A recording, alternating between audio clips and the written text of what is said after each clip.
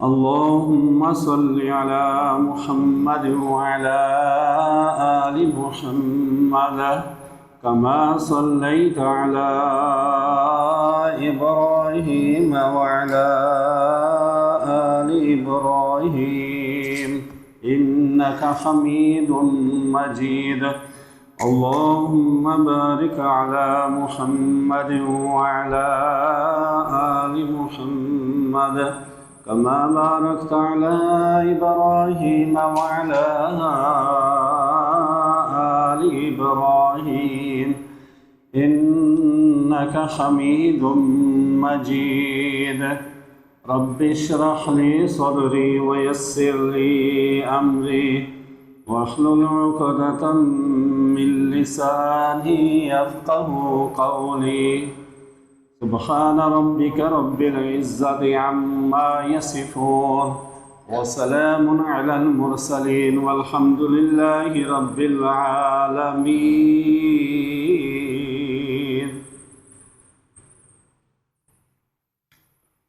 حمد و صلات کے بعد انتہائی واجب الاحترام بزرگوں دوستوں، السلام علیکم ورحمۃ اللہ وبرکاتہ. میں نے آپ کے سامنے قرآن مجید فرقان حمید کی سورہ مائدہ کی ایک آیہ کریمہ کا کچھ حصہ تلاوت کیا ہے. اللہ رب العزت سے دعا ہے اللہ تعالیٰ مجھے اس کے ضمن میں حق سچ بیان کرنے، آپ کو غور سے سننے اور اللہ ہم سب کو عمل کی توفیق عطا فرمائے. آج کے خطبے کا عنوان ہے خطبہ حجۃ الوداع، یعنی انسانی حقوق کا جامع منشور. اس سے پہلے گزشتہ جو جمعے گزرے ہیں ان کے اندر حج اور قربانی وغیرہ وہ موضوع تھے. آج جو ہے خطبہ حجۃ الوداع، اس پر بات ہوگی قرآن و حدیث کے حوالے سے. اللہ رب العزت کہ پیارے حبیب صلی اللہ علیہ وآلہ وسلم، ان کے ہی ذریعے ہم تک دین پہنچا، اور اللہ نے اسی بارے میں فرمایا کہ الیوم اکملت لکم دینکم، آج ہم نے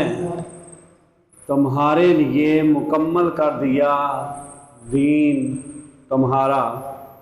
وَأَتْمَمْتُ عَلَيْكُمْ نِعْمَتِي، اور اپنی نعمت بھی تمام کر دی.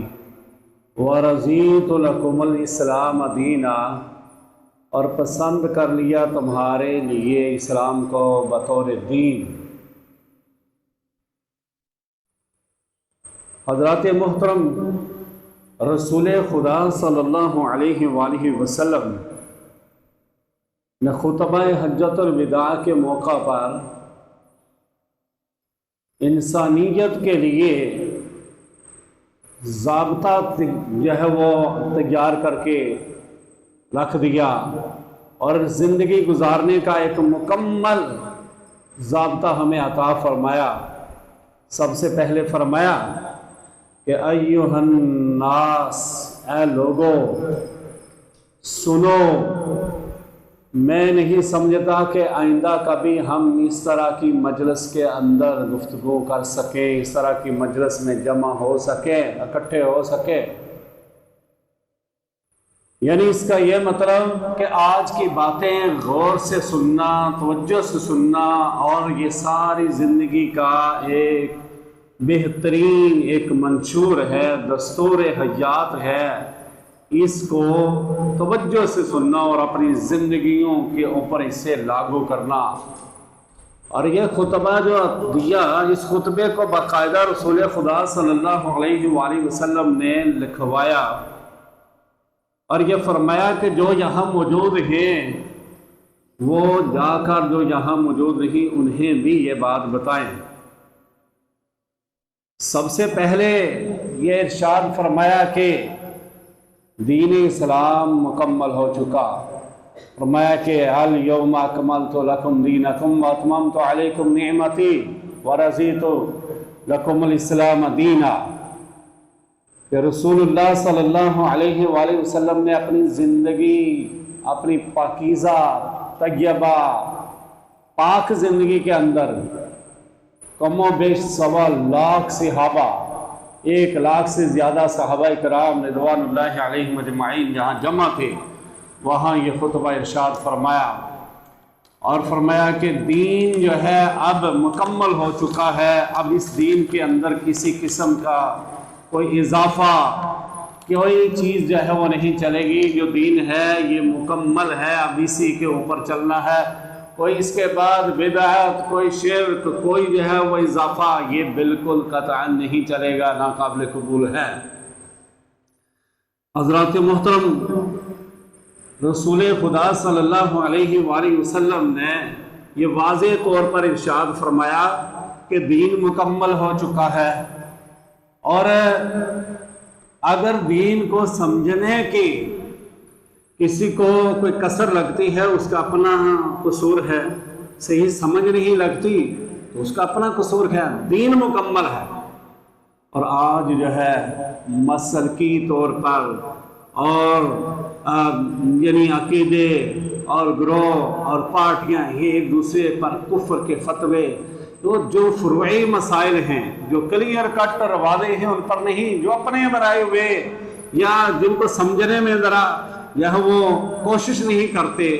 صحیح طریقے سے سمجھتے نہیں، تو ایک دوسرے پر کفر کے فتوے لگاتے اور نئی نئی چیزیں بھی ایجاد کر دی جاتی ہیں۔ یہ ساری چیزیں ممنوع ہیں۔ رسول خدا صلی اللہ علیہ وآلہ وسلم نے اس خطبے کے اندر انسانی مساوات کا تصور بھی عطا فرمایا۔ فرمایا کہ جاہلیت میں لوگ ایک دوسرے پر ذاتوں کی وجہ سے فخر جتلایا کرتے تھے، ایک دوسرے کو نیچا دکھانے کی کوشش کرتے تھے۔ امیر آدمی غریب آدمی کو دبا کے رکھتا تھا، غریب آدمی سے اگر کوئی جرم ہو جاتا تو اسے سزا دی جاتی، اور امیر آدمی اگر کوئی بھی جرم کرتا تو اسے چھوڑ دیا جاتا۔ غریب آدمی جو ہے اسے بالکل جو ہے پسے پشت ڈال دیا جاتا، وہ مظلوم، وہ مقہور، اسے ہر طرح سے ذلیل و خوار کرنے کی کوشش کی جاتی۔ لیکن رسول خدا صلی اللہ علیہ وآلہ وسلم نے اس خطبے کے اندر ارشاد فرمایا، یا ایھا الناس، اے لوگو، الا ان ربکم واحد، فرمایا کہ یقیناً بے شک تمہارا رب ایک ہے، وَإِنَّ أَبَاكُمْ وَاحِدٌ، اور تمہارے باپ آدم علیہ السلام ایک ہیں، تم ایک باپ کی اولاد ہو۔ الا لا فضل لعربی علی عجمی، کسی بھی عربی کو عجمی پر کوئی جو ہے وہ برتری حاصل نہیں ہے، ولا لعجمی علی عربی، اور کسی عجمی کے لیے عربی پر کوئی فضیلت نہیں، ولا احمر علی اسود ولا اسود علی احمر، کسی کالے کو گورے پر اور کسی گورے کو کالے پر کوئی برتری حاصل نہیں ہے، الا بالتقوی، معیار رکھا گیا وہ کس چیز کا؟ تقوی کا، یعنی اللہ کے نزدیک نہ کالا ہونے کی وجہ سے پسندیدہ ہے، نہ گورا ہونے کی وجہ سے پسندیدہ ہے، نہ عربی ہونے کی وجہ سے پسندیدہ ہے، نہ عجمی ہونے کی وجہ سے پسندیدہ ہے، نہ کوئی بھی عجمی ہے، عربی ہے، کالا ہے، گورا ہے، کوئی بٹ ہے، کوئی سید ہے، کوئی جو ہے کسی علاقے سے تعلق رکھتا ہو، یہ ساری جو ہے چیزیں ان کی وجہ سے، ان میں سے ایک بھی کوئی ایسی چیز نہیں ہے جس کی وجہ سے انسان کو برتر جو ہے وہ بنایا گیا ہو، بلکہ انسان برتر تب ہوتا ہے، برتری اس کی اور فضیلت اس کی تب سامنے آتی ہے جب یہ پرہیزگاری کرتا ہے، اللہ رب العزت سے ڈرتا ہے۔ اللہ رب العزت نے جن احکامات کو کرنے کا حکم ارشاد فرمایا کہ یہ کام کرو، وہ کام کرتا ہے، اور جن سے منع کیا ہے ان سے رکتا ہے، اور یہی جو ہے یہ پرہیزگاری ہے۔ تو پھر جو ہے فرمایا کہ پھر تو ٹھیک ہے کہ یہ بندہ اللہ کے ہاں افضل ہے، اور پھر جو ہے اس خطبے کے اندر ایک دوسرے کی جان اور مال اور عزت، اس کی حرمت کا بھی یہ بھی جو ہے وہ پرمانن جاری فرمایا۔ خطبہ حجۃ الوداع کے موقع پر آپ صلی اللہ علیہ وآلہ وسلم نے لوگوں کو جہاں بہت ساری باتیں سمجھائی وہاں یہ بھی بات سمجھائی کہ اب کوئی جو ہے کسی کی عزت جان مال اس پر ڈاکہ نہیں ڈال سکتا، اسے پامال نہیں کر سکتا کوئی بھی کچھ۔ فرمایا صحابہ کرام رضوان اللہ علیہم اجمعین سے پوچھا، فرمایا کہ خطبہ بہت لمبا ہے مختصر، فرمایا کہ پوچھا کہ یہ مہینہ کون سا ہے؟ صحابہ کرام رضوان اللہ علیہم اجمعین نے عرض کیا اللہ اور اللہ کے رسول اللہ عالم و رسولہ، اللہ اور اللہ کے رسول صلی اللہ علیہ وآلہ وسلم خوب جانتے ہیں۔ اور پھر خود خاموش ہو کر پھر فرمایا کیا یہ ذو الحجہ کا مہینہ نہیں ہے؟ پھر فرمایا کہ یہ کون سا شہر ہے؟ فرمایا اللہ اور اللہ کے رسول صلی اللہ علیہ وآلہ وسلم بہتر جانتے ہیں۔ پھر جو ہے فرمایا کہ کیا یہ مکہ نہیں ہے یہ، اور پھر جو ہے فرمایا کہ یہ کون سا دن ہے؟ خود ہی بتایا کہ کیا یہ یوم النحر نہیں ہے؟ فرمایا کہ جس طرح یہ مہینہ حرمت والا ہے، جس طرح یہ شہر حرمت والا ہے، جس طرح یہ دن حرمت والا ہے، یعنی اس کے اندر لڑائی جھگڑا جنگ و جدل کوئی شے جو ہے وہ جائز نہیں ہے، ایسے ہی کسی بھی بندے کا خون بہانا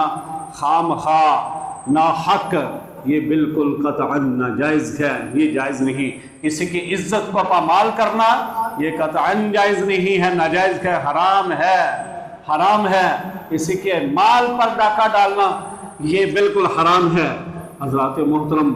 آج جو ہے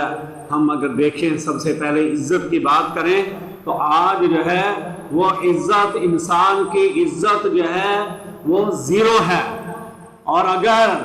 ہمارے اس اسلامی ملک کے اندر ہی کسی ادارے کے اندر کوئی بندہ کوئی چھوٹی غلطی ہے یا بڑا ہے، انسان گناہگار ہوتا ہے، غلطی ہو جاتی ہے، لیکن وہاں جا کر کیا عزت ہوتی ہے، اور کیا ماں بہن کی ہم ایک محلے کی سطح پہ ہو، اداروں کے ہر جگہ جو ہے وہ چھوٹی سی بات ہوتی ہے، ماں بہن کی گالیاں دیتے ہیں، دوسرے کی عزت پامال کر دیتے ہیں، اور بعد میں جب پتہ چلتا ہے یہ ساری غلطی میری ہے اس وقت جو ہے وہ معافی مانگ لیتے ہیں۔ اس سے پہلے وہ اگر پاؤں میں پکڑتا ہے، ہاتھ جوڑتا ہے، منتیں کرتا ہے، واسطے دیتا ہے، نہیں معاف کرتے، لیکن جب اپنی غلطی ہوتی ہے تو پھر جو ہے وہ آرام سے معافی مانگ لیتے ہیں۔ اور بیچارہ وہ مظلوم ہوتا ہے، غریب ہوتا ہے، ماڑا ہوتا ہے، اس نے کیا کہنا ہوتا ہے، پھر جو ہے وہ بیچارہ کرتا ہوا دل اس کا بالکل جو ہے وہ زخمی ہوتا ہے، اور اسی حالت میں وہ چلا جاتا ہے اپنے جو ہے وہ خاندان کی طرف، اپنے گھر کی طرف۔ آج جو ہے مال کی اگر بات کی جائے تو مال جو ہے کس کا ہڑپ نہیں کیا جاتا، اگر وہ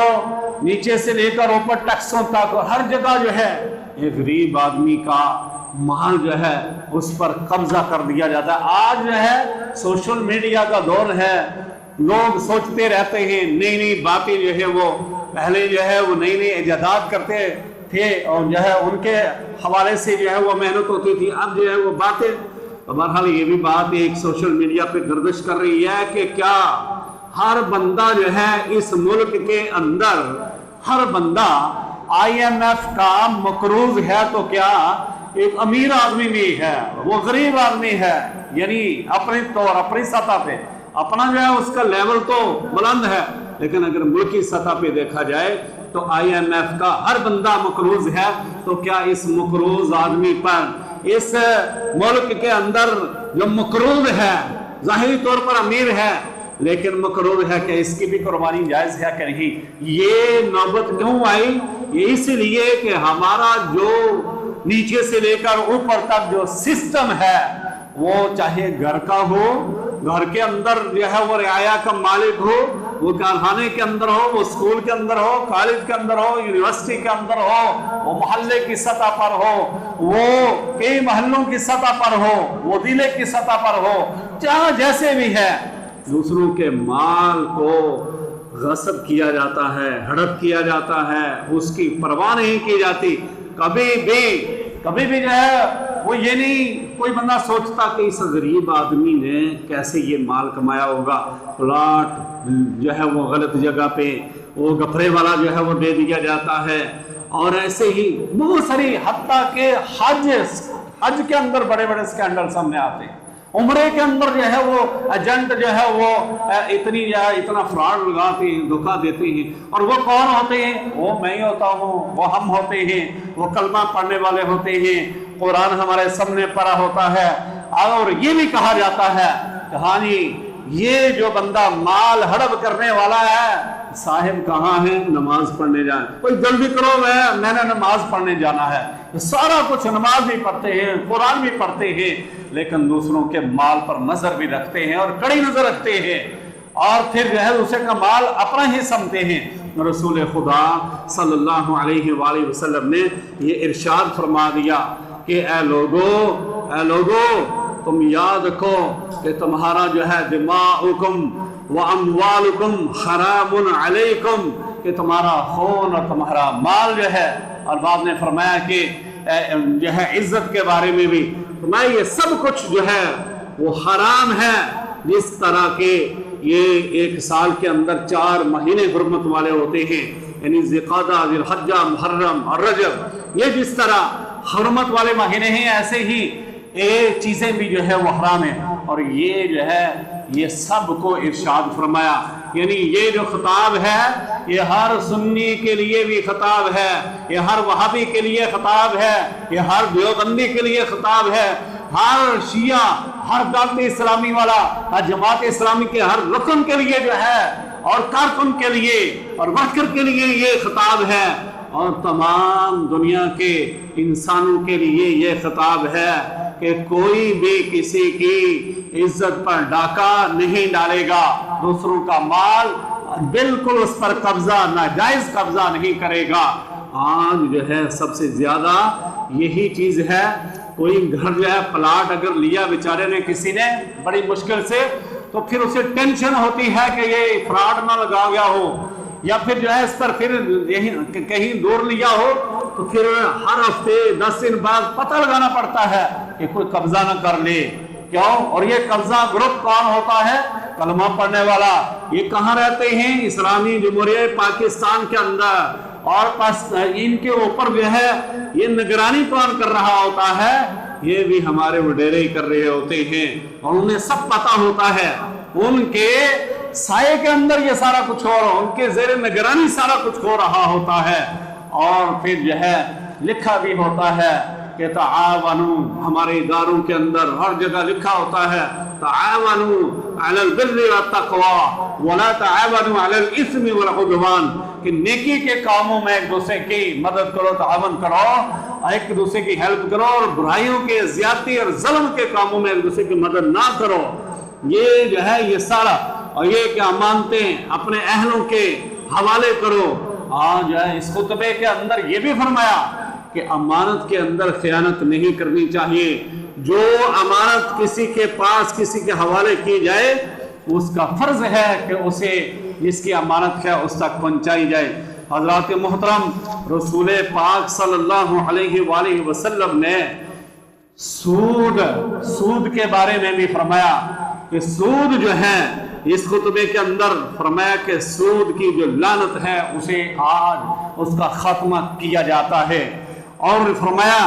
کہ یہ جو سود ہے یہ زمانے جاہلیت سے چلتا آ رہا ہے۔ زمانے جاہلیت میں امیر آدمی غریب آدمی کو سود پر مال دے کر اسے دبا کے رکھتا تھا، اسے غلام بنا کر رکھتا تھا، اسے اپنا جو ہے اس کی کوئی وقت نہیں تھی، اس لیے کہ وہ امیر آدمی اس نے اسے پیسے دیے ہوتے تھے، اور جتنے دیتا تھا اس سے کئی گنا زیادہ، اور پھر جو ہے یہ کئی سال تک جو ہے وہ سود چلتا رہتا ہے، اور پھر جو ہے اس کے بعد یہ بھی ہوتا ہے کہ اگر نہیں وہ رقم ساری بعض دفعہ جو ہے وہ حرب کر دی جاتی ہے، کئی اس کے اندر کئی برائیاں ہیں، کئی جو ہے خرابیاں ہیں۔ فرمایا کہ یہ سود جو ہے، یہ سود یہ بالکل یہ ختم۔ رسول خدا صلی اللہ علیہ وآلہ وسلم نے یہ بھی ارشاد فرمایا ہوا ہے کہ یہ سود جو ہے، یہ سود اللہ رب العزت کے ساتھ اعلان جنگ ہے۔ آپ جو ہے، ہم سب جو ہے، ہمیں پتہ ہے کہ سود حرام ہے، سود حرام ہے، لیکن ہم یہ جنگ جو ہے یہ ہم نے پنگا کس کے ساتھ لیا؟ وہ ہے اللہ کے ساتھ، اور یہ ہمارے مسلمان حکمران اسے رائج کرتے ہیں، اور اس کے پرسنٹیج جو ہے اس کا بھی فیصلہ وہی کرتے ہیں، اور جو سود جمع نہیں کراتا اسے سزا بھی دی جاتی ہے۔ حالانکہ سود لینے والا، دینے والا، لکھنے والا، جو ملوث ہے، جو ملوث ہے، یہ سارے اللہ تعالیٰ کے ہم مجرم ہیں۔ لیکن آج یعنی اگر مال ہڑپ کرنے کی بات کی جائے تو وہ بھی ہمارے ملک پاکستان کے اندر یہ عام رواج ہو چکا ہے، دوسروں کا مال ہڑپ کرنا، عزت پر ڈاکہ ڈالنا، یہ عام ہو چکا ہوا ہے، یہ عام ہو چکا ہوا ہے۔ اور سود جو ہے، سود ہمارے اداروں کی نگرانی کے اندر دیا جاتا ہے، وہی دیتے ہیں۔ یہ سارا سسٹم کیا یہ اسلامی جمہوریہ پاکستان نہیں ہے؟ کیا یہ اسلام کے نام پر ہم نے حاصل نہیں کیا تھا؟ کیا ہمارے آباء و اجداد نے، جنہوں نے قربانیاں دی تھی، جنہوں نے اپنے بچے قربان کرائے، جنہوں نے اپنی جو ہے جوان بیٹیاں جو ہے وہ سامنے ذبح ہوتی ہوئی دیکھی، جنہوں نے اپنے کئی خاندان جو ہے ان سے بچھڑ کر ایک اسلامی ملک حاصل کرنے کے لیے قربانیاں دی، کیا یہ ملک اسلام کے عین مطابق جو ہے اس کے اندر قوانین ہیں اور ان پر نفاذ ہے؟ آئین تو بنے، 1956 کا بھی بنا، 62 کا بھی بنا اور 73 کا بھی بنا، تو کیا اس کا نفاذ جو ہے وہ ضروری نہیں؟ اور اس کے علاوہ حضرات محترم سب کچھ جو ہے یہ اداروں کا نہیں ہوتا، یہ میرے اوپر بھی لازم ہے، میرے گھر سے لے کر محلے سے لے کر یہ پوری جو ہے، جب تک یہ عوام نہیں بدلے گی، قوم نہیں بدلے گی، اس وقت تک جو ہے وہ اللہ تعالیٰ بھی اس قوم کی مدد نہیں کرتے۔ وہ قوم دلیل و خار رہتی ہے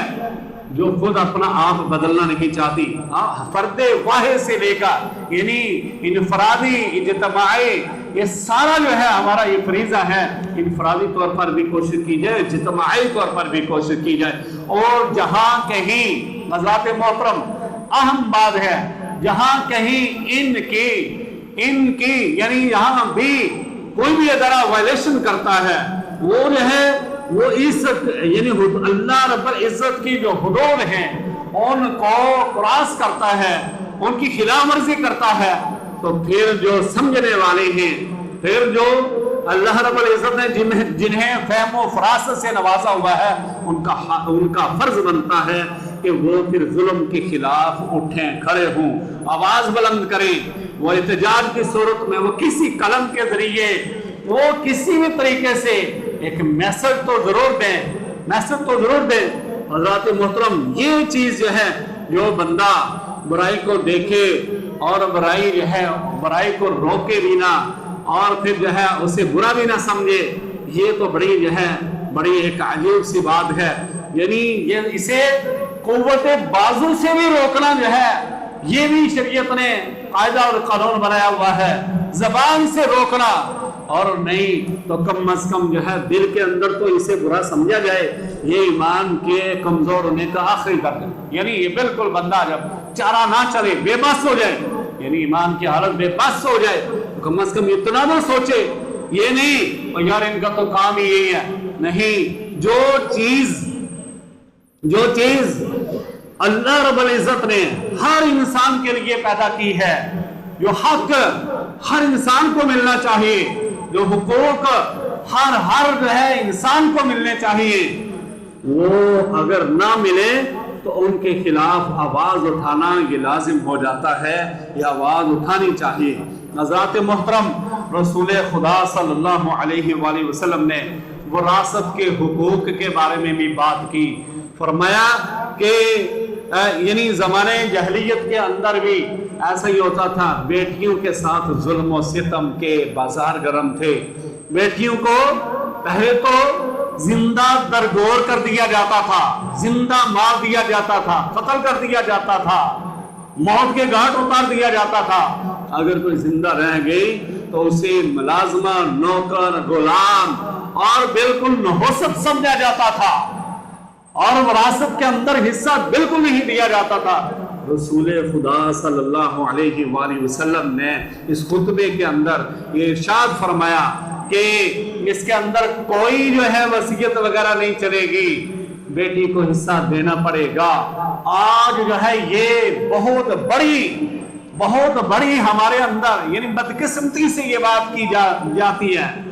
اور کہی جا سکتی ہے کہ آج ہماری بہنیں جو ہیں، ہماری بیٹیاں، وہ اپنے بھائیوں سے حصہ نہیں لے سکتی۔ اگر وہ حصہ مانگیں گی تو ان کے لیے وہ در بند ہو جائے گا۔ وہ باپ کا گھر، جس گھر کے اندر جس گھر کی شہزادی ہوا کرتی تھی کبھی کبھی، جس گھر کی یہ ملکہ ہوا کرتی تھی کبھی کبھی، جس کے ناز اور نخرے جس گھر کے اندر اٹھائے جاتے تھے اور جس کی ہر چیز کو پورا کیا جاتا تھا، ہر اس کی بات کو مانا جاتا تھا، اب اس گھر کے اندر جانا جو ہے وہ بند ہو جائے گا جب وہ یہ کہے گی کہ میرے بھائی میرا حصہ دو۔ اور پھر بھائی کیا کہے گا؟ تجھے میں نے جہیز نہیں دیا، تیری شادی نہیں کی۔ یہ جہیز کی لعنت کو کیوں سامنے رکھا جاتا ہے؟ جہیز ضروری نہیں ہے، شادی کے اندر زیادہ لوگوں کو کھانا کھلانا ضروری نہیں ہے۔ جو قانون ہے، اور قانون بھی اللہ اور اللہ کے رسول صلی اللہ علیہ وآلہ وسلم کا بنایا ہوا، اس قانون کے مطابق وہ بیٹی کا جو حصہ ہے یا بہن کا جو حصہ ہے وہ حصہ دیا جائے۔ اگر یہ حصے صحیح طریقے سے ہر کوئی اپنی بہنوں کو، بیٹیوں کو دے تو یقین جانے کہ یہ جو ہم بے روزگاری کا رونا روتے ہیں، یہ غربت کا جو رونا روتے ہیں، کافی حد تک یہ چیز کور ہو سکتی ہے، یہ چیز کم ہو سکتی ہے۔ لیکن یہ کیوں ہم جو ذلیل ہو رہے ہیں؟ اس لیے کہ جو قانون اللہ نے بنایا ہوا ہے، جو قانون اللہ کے رسول صلی اللہ علیہ وآلہ وسلم نے ہمیں سمجھایا ہوا ہے، اس قانون کی خلاف ورزی کر رہے ہیں ہم، اسی لیے ذلیل و خوار ہو رہے ہیں۔ اور وہ بہن کہ جس کو بھائی اگر گھر سے نکال بھی دے، اگر وہ ناراض بھی ہے، تو وہ بہن اگر سنتی ہے نا کسی جگہ سے اسے کوئی یہ خبر پہنچتی ہے کہ بھائی کو کوئی تکلیف ہے، بھائی اسپتال میں ہے، اس کا بیٹا بیمار ہے، اس کے پاس پیسے نہیں ہیں، تو بہن جو ہے پھٹا دوپٹہ جو ہے اس کی بھی پرواہ نہیں کرتی اور دوڑتے بھاگتے بھائی کی مدد کے لیے جو ہے وہ نکل جاتی ہے اور بھائی کی مدد کرتی ہے اور جو ہے وہ رونا شروع کر دیتی ہے۔ اخلاص ماں باپ کے بعد اگر کوئی مخلص رشتہ ہے تو وہ یہ بہنوں کا رشتہ ہوتا ہے۔ یہ بہنیں جو ہے یہ اگر بھائی کی اچھی جگہ شادی ہو تو یہ جو ہے یہ خوش ہوتے ہیں، اگر بھتیجا کسی بڑی پوسٹ پہ جائے تو یہ خوش ہوتی ہیں۔ لیکن ایک اور سوال ہے کہ یہ بہنیں جو ہیں یہ لڑائیاں بھی کراتے ہیں، یہ ہماری تربیت کا فرق ہے، ہم تربیت سے ہی نہیں کر پائے، ورنہ اللہ رب العزت نے ماں باپ کے بعد جو بے لوث رشتہ ہے وہ بہن کا ہی رکھا ہے۔ بہن جو ہے وہ بڑی رحم دل ہوتی ہے، بہت رحم دل ہوتی ہے، لیکن اسے بھی حقوق دیے جائیں، اپنے جو فرائض کی وہ ادا کیے جائیں تاکہ اسے حقوق ملیں۔ حضرات محترم حضور صلی اللہ علیہ وآلہ وسلم نے یہ خطبہ بھی سب کو دیا ہے، اور یہ ہر سنی کے لیے یہ خطبہ ہے، ہر شیعہ کے لیے ہے، ہر دیوبندی کے لیے ہے، ہر اہل حدیث کے لیے ہے، ہر چودھری کے لیے ہے، ہر بٹ کے لیے ہے، ہر سید کے لیے ہے، ہر مغل کے لیے ہے، ہر ذات، ہر جو ہے جو بھی ہے اس کے لیے ہے۔ رسول خدا صلی اللہ علیہ وآلہ وسلم نے اخوت اور بھائی چارہ اس کا درس دیا ہے اس خطبے کے اندر۔ فرمایا کہ مسلمان تم سارے جو ہیں وہ بھائی بھائی ہو، تم بھائی بھائی ہو، یعنی یہ بھی جو ہے یہ بھی آج ہم مسلمان ہیں، کلمہ پڑھنے والے ہیں، فرقہ وریت کو ہوا دیتے ہوئے ہم دو بھائی ہیں، اگر ایک سنی ہے اور دوسرا کسی اور مسلک سے ہے، ہم ایک دوسرے ایک کو کافر سمجھ رہا ہے، دوسرا دوسرے کو کافر سمجھ رہا ہے۔ یہ لسانی تعصبات، یہ علاقائی تعصبات، یہ ہر یعنی سیاسی، سماجی، معاشرتی کسی قسم کا کوئی تعصب جو ہے اسلام کے اندر بالکل نہیں ہے۔ انسان کو انسان کی قدر سکھائی ہے تو اسلام نے سکھائی ہے، وہ انسان وہ کسی مسلک سے اس کا تعلق ہے، کسی مذہب سے اس کا تعلق ہے، اس کے جو حقوق ہیں وہ حقوق اسے ملنے چاہیے۔ یہ حقوق اللہ کی طرف سے ہیں، اللہ نے عطا کیے ہیں، اللہ کے رسول صلی اللہ علیہ وآلہ وسلم نے ہمیں عطا کیے، وہ ہر چیز جو ہے وہ بیان کر کے ہمیں بتا دی ہے۔ اس کے بعد کس جو ہے ہماری جرأت، یہ کیوں اس طرح ہوتا ہے؟ اس لیے کہ ہمیں جو ہے وہ مرنے کی طرف، ہمیں قبر کی طرف، ہمیں جو وہ آخرت کی طرف بالکل جو ہے وہ توجہ نہیں ہے۔ فکر آخرت جب ہوگی تو ہم ماں باپ کے حقوق ادا کریں گے، بہن بھائیوں کے حقوق ادا کریں گے، محلے والوں کے حقوق ادا کریں گے، اور پھر جب ہم افسر بنیں گے تو ہمیں پتا ہوگا کہ ہم حکومت کے اندر ہیں تو یہ رعایا جو ہے یہ کوئی جانور نہیں ہے، یہ بھیڑ بکریاں نہیں ہیں، اس رعایا کے بارے میں پوچھا جائے گا۔ جب قرآن و سنت کے مطابق شروع سے ہی ہم چلتے آئیں گے تو پھر ہمیں پتا ہوگا کہ رسول خدا صلی اللہ علیہ وآلہ وسلم نے ارشاد فرمایا کلکم راعن وکلکم مسئول عن رعیتہ، کہ تم میں سے سن لو، خبردار کہ تم میں سے ہر ایک ذمہ دار ہے اپنی رعایا کا۔ جو کوئی باپ ہے، کوئی جو ہے وہ ایک گھر کے اندر ہے، وہ کوئی یونیورسٹی کے اندر ہے، کالج کے اندر ہے، وہ محلے کی سطح پر ہے، ضلع کی سطح پر ہے، صوبے کی سطح پر ہے، ملک کی سطح پر ہے، جہاں بھی ہے، اس کا مطلب یہ ہے کہ وہ وزیر اعظم ہے، چاہے وہ صدر ہے، وہ وزیر خارجہ ہے، وہ وزیر داخلہ ہے، وہ سینٹ کے اندر جو ہے اس کی کوئی ذمہ داری ہے، قومی اسمبلی کے اندر جو ہے اس کی کوئی، یا صوبائی اسمبلی کے، یہاں بھی صوبائی اسمبلی کے اندر لیڈر ہے، قومی اسمبلی کے حوالے سے کوئی اس کی ذمہ، جہاں جہاں بھی ہے ان چیزوں کے بارے میں پوچھا جائے گا، ان چیزوں کے بارے میں۔ لیکن افسوس کہ جن لوگوں کو یہ پتہ ہی نہیں ہے کہ ان کی بجلی تو جاتی نہیں، ان کے تو جو ہے انہوں نے کبھی آلو، انہوں نے کبھی ٹینڈے، انہوں نے کبھی دالیں خریدی نہیں، تو انہیں کیا احساس ہوگا؟ انہوں نے نوکر چاکر رکھے ہوئے ہیں، ان کے تو وارے نیارے ہیں۔ یہ کیسے ہوگا؟ یہ احساس تب ہوگا کہ جب